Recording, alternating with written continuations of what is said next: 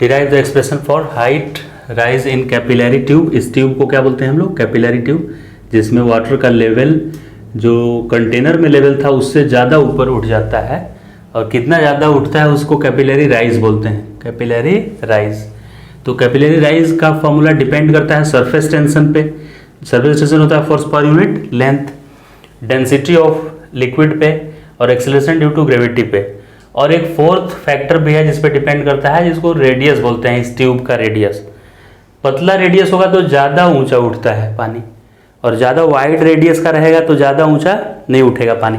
यानी कि ये हाइट रेडियस के इन्वर्सली प्रोपोर्शनल है।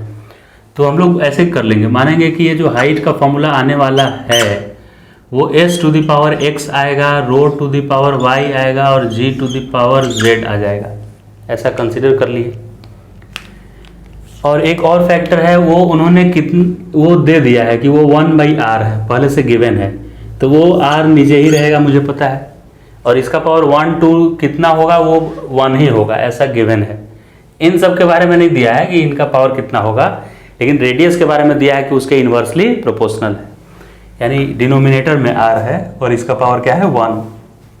इन सब का पता करना है कि क्या होगा, यहाँ 2 होगा कि 3 होगा, क्या होगा XYZ का वैल्यू, ये बताना है। तो दोनों साइड में डायमेंशन लिखना है और कोई खास बात नहीं है, और XYZ का वैल्यू निकालना है। तो लेफ्ट साइड में हाइट है, इसलिए इसका डायमेंशन होगा L, और M और T कुछ भी नहीं होगा, खाली क्या हो जाएगा L टू द पावर 1, क्योंकि लेफ्ट साइड में ओनली कौन सा टर्म है? हाइट, और हाइट मतलब क्या है? लेंथ ही तो है। हाइट मतलब क्या है? लेंथ। अब राइट साइड में सरफेस टेंशन आ गया। पहले सरफेस टेंशन का डायमेंशन कैसे लिखेंगे? तो उधर फोर्स का डायमेंशन होता है MLT-2 और लेंथ है L, तो L से L कैंसिल होके और MT-2 आया। सरफेस टेंशन का डायमेंशन आ गया MT-2। क्या समझ में आया ये? इसका पावर क्या लिख देंगे? x, right. Density, density is mass upon volume. Mass और वॉल्यूम का क्या होता है? L3। वॉल्यूम मतलब L3 होता है, तो m और L टू द पावर -3, ये न्यूमरेटर में जाएगा तो -3, और इसका पावर क्या लिखना है मुझे? y, right. फिर g, acceleration due to gravity. g कितना होता है? g LT-2 होता है। किसी भी एक्सेलरेशन का डायमेंशन होता है LT-2 और पावर z, और नीचे ये रेडियस है, तो रेडियस ऊपर जाके L-1 हो जाएगा कि नहीं? रेडियस मतलब L, तो ये न्यूमरेटर में आएगा तो -L, L to the power -1। अब दोनों साइड में कंपेयर ही तो करना है। कंपेयर करते हैं, देखिए इस साइड में मास का पावर x, मास का पावर 1 है, लेकिन उसका पावर क्या है? x है, तो x। यहाँ पे मास का पावर y, तो +y। यहाँ पे मास है ही नहीं, यहाँ भी नहीं है, यानी ये x और y मिलाकर 0 होना चाहिए, क्योंकि इधर मास नहीं है। तो x + y = 0, first equation, equation number 1। Second, length compare कर लेते हैं, मास के बाद लेंथ। लेंथ का पावर -3y, यहाँ लेंथ का पावर z, -z की +z प्लस L का पावर z, और यहाँ लेंथ का पावर -1, ये सब मिलाकर इधर लेंथ का पावर क्या है? 1, तो 1 के बराबर होना चाहिए। तो इससे इक्वेशन आया -3y + z = ये उधर जाकर हो गया 2। दो इक्वेशन बन गया।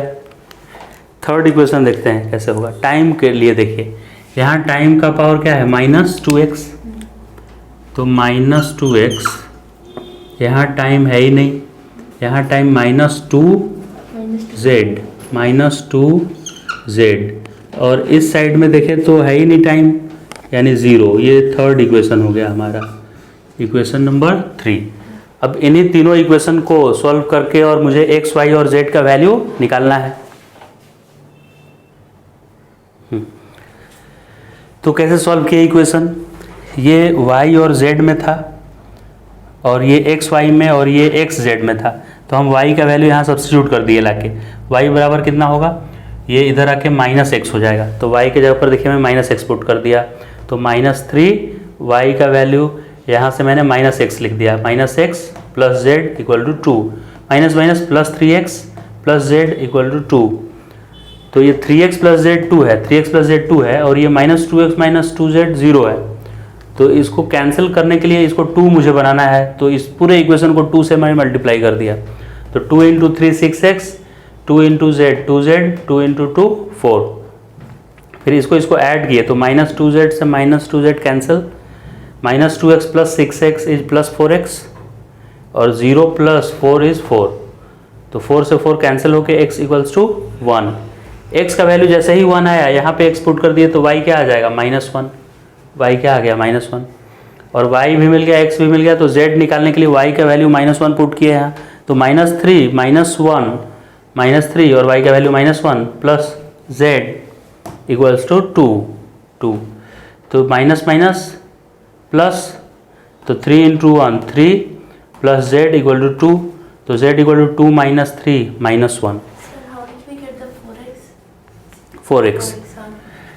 This 6x minus 2x is 4x plus 2z minus 2z cancel each other and 4 plus 0 is 4। Right side को राइट साइड में ऐड किया और लेफ्ट साइड को लेफ्ट साइड में, 2z से 2z कैंसिल, और minus 2x plus 6x equal to 4x। तो सब वैल्यू मिल गया, तो यहाँ सब्स्टिट्यूट कर देंगे। तो हाइट का फॉर्मूला आया s to the power x, जबकि x 1 आया है मेरा, x क्या आया होगा 1, तो यानी s न्यूमरेटर में ही रहेगा। Rho to the power y, y का वैल्यू -1 आया है, यानी ये रो नीचे आ जाएगा, रो नीचे आ गया। रेडियस तो पहले से इन्वर्सली प्रोपोर्शनल था, तो रेडियस नीचे ही था। और g to the power z, तो z का पावर -1 है, तो ये g भी नीचे आ जाएगा, तो नीचे डिनोमिनेटर में आ गया ये g। तो कैपिलरी राइज का ये फॉर्मूला हो गया। कैपिलरी ट्यूब में इतने हाइट तक पानी ऊपर उठ जाता है।